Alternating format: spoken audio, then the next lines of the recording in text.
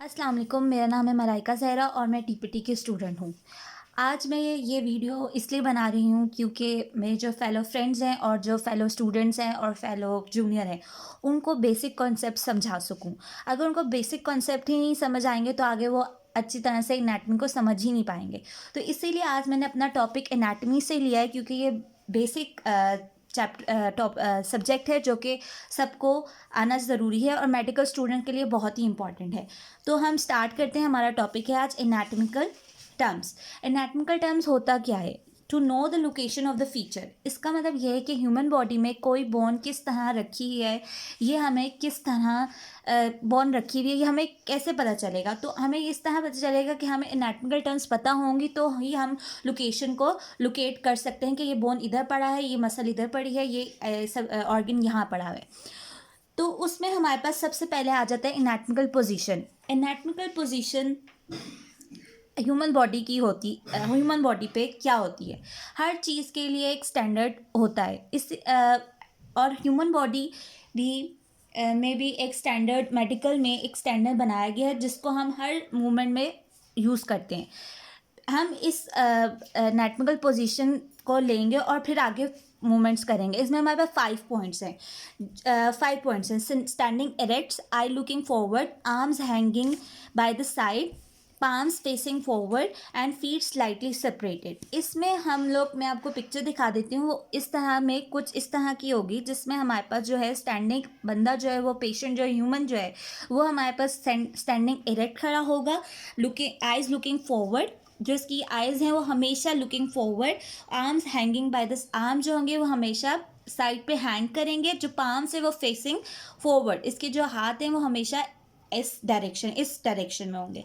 और जो हमारे पास पाम्स हैं वो भी हमारे पास फेसिंग फॉरवर्ड होंगे और जो फीट है वो स्लाइटली सेपरेटेड होंगे, जुड़े हुए नहीं होंगे, सेपरेटेड होंगे। फिर अब हमारे पास आ जाती हैं टर्म्स में हमारे पास पहला जो है वो है इंटीरियर। इंटीरियर को हम वेंट्रल भी कहते हैं और इस इंटीरियर को वेंट्रल भी कहते हैं और जिसका मतलब है front surface of the body. Interior हमेशा इसको कहते हैं जहाँ हमारा फेस, चेस्ट और सारा बॉडी स्ट्रक्चर्स लाई करते हैं। फिर हमारे पास अगली टर्म है पोस्टीरियर डोर्सल। पोस्टीरियर को हम डोर्सल भी कहते हैं, जो back surface of the body कहलाता है। इसमें हमारे पास सर्वाइकल हमारा सारा आ जाता है और हमारे पास स्पाइन आ जाती है, हिप आ जाती है, सारा हमारा पोस्टीरियर आ जाएगा। अब हमारे पास नेक्स्ट टर्म है मीडियल। मीडियल जो होता है वो close to the median plane. मैं मीडियन प्लेन के बारे में आपको आगे बताऊंगी, आगे टॉपिक है प्लेन एंड एक्सिस का। लेकिन अभी आप समझ लें कि एक हमारे पास बॉडी में एक हमारे पास मीडियन प्लेन लाइन गुजर रही होती है, एक इमेजिनरी लाइन गुजर रही होती है मिड से, उसको हम इमेजिनरी लाइन कहते हैं। और जो चीज़ इसके करीब होगी उसको हम मीडियल कहेंगे और जो चीज़ इससे दूर होगी उसको हम लेटरल कहेंगे।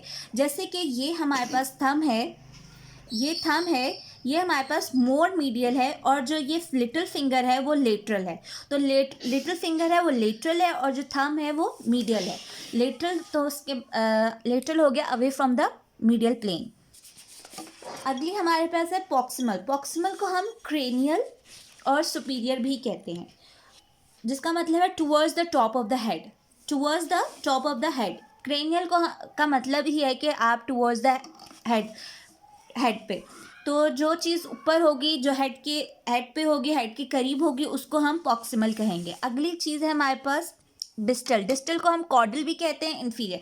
बच्चे बाज़ इसमें कंफ्यूज हो जाते हैं क्रेनियल और कॉर्डल में। हमेशा याद रखना है कि क्रेनियल जो है वो प्रॉक्सिमल होगा, सुपीरियर कहलाता है, और जो कॉर्डल है वो इन्फीरियर और डिस्टल कहलाता है। इन्फीरियर, कॉर्डल और डिस्टल को हम towards the sole of the foot भी कहते हैं। जो चीज़ फुट के करीब होगी हम उसको इन्फीरियर, डिस्टल और कॉर्डल कहेंगे। अब हमारे पास आ जाता है सुपरफिशियल एंड डीप। सुपरफिशियल का मतलब है on the surface of the body, जो चीज़ सरफेस के ऊपर होगी, जैसे हमारी स्किन जो है वो सुपरफिशियल है। और जो deep away from the surface of the body, जैसे हमारे मसल्स हैं वो डीप पड़े हुए, हमारे ऑर्गन्स हैं वो डीप पड़े हुए, तो वो डीप स्ट्रक्चर्स है। अब हमारे पास आ जाता है पाल्मर एंड प्लांटर। पाल्मर में हमारे पास आ जाता है front surface of the hand. अब मैं आपको एग्जांपल देती हूँ, ये हमारे पास पाल्मर सरफेस है, ठीक है। और जो प्लांटर होगी, जैसे ये हमारा पाव पड़ा हुआ है, इसमें हमारे पास प्लांटर, ये सरफेस जो ये हमारे पास पाव है, इसकी जो ये बैक साइड होगी, जो सोल होगा, वो उसको हम प्लांटर कहेंगे।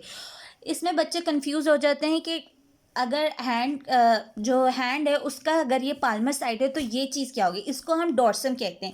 क्योंकि अगर हम अपनी एनाटॉमिकल पोजीशन को देखें क्योंकि तो वो कुछ इस तरह से, जो इसका डॉर्सम है वो पोस्टीरियर साइड पे है, तो इसका जो हैंड का बैक साइड है उसको हम डॉर्सम कहेंगे और जो इसका फ्रंट है हम उसको प्लांटर कहेंगे। इसी तरह फुट का जो ऊपर वाला पार्ट है उसको हम डॉर्सम कहेंगे और नीचे वाले को पाल्मर कहेंगे। अगली चीज़ है हमारे पास इप्सिलेटरल एंड कॉन्ट्रालेटरल। ये बहुत इंपॉर्टेंट टर्म्स हैं, ये आपके वाइवा में भी टीचर्स पूछ सकते हैं। इप्सिलेटरल का मतलब है same side of the body, जैसे कि हमारे पास होता है कि एग्जाम्पल है right hand and right foot. जैसे हमारे पास राइट हैंड और राइट फुट जो हैं वो इप्सिलेटरल होंगे। Contralateral opposite side of the body, जैसे कि हमारे पास राइट फुट और जो हमारे पास लेफ्ट फुट है वो हमारे पास कॉन्ट्रालेटरल ऑपोजिट है। ये हमारे पास आज का टॉपिक था। And thank you. मेरी वीडियो को सब्सक्राइब करना नहीं भूलेगा और पसंद आए तो लाइक भी ज़रूर करेगा। Thank you so much.